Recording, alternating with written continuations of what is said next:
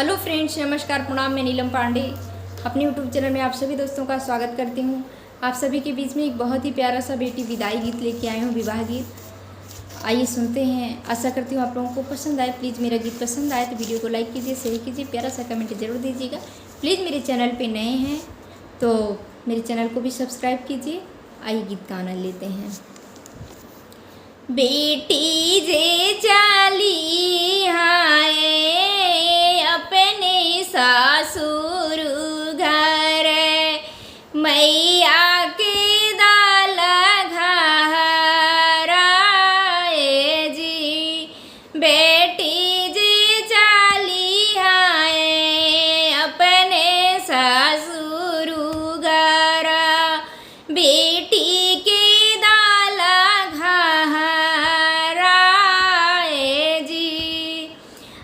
Yes के हो त्या मोरे कोखिया के जन्म ले त्या वाहिनी लाउटाए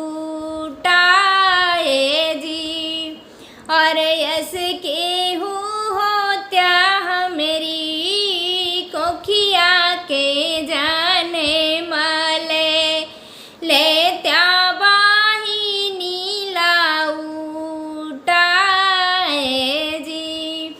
इतनी बाचाने सुने भैया कावाने रामा धाय डेहारिया के जाए जी।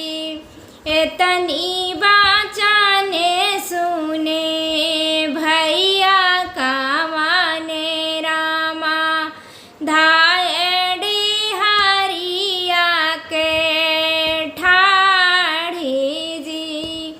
हम तावाया ही मैया कोखिया के जन्म ले वाहिनी लाउटाए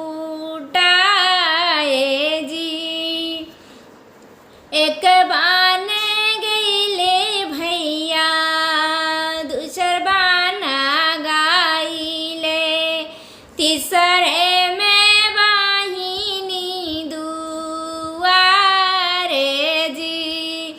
भीतरा में बारू बहनी अंगने में बारू भैया दुआरे वापे ठाढ़े जी। इतनी बाचने सुने हम बहानोइया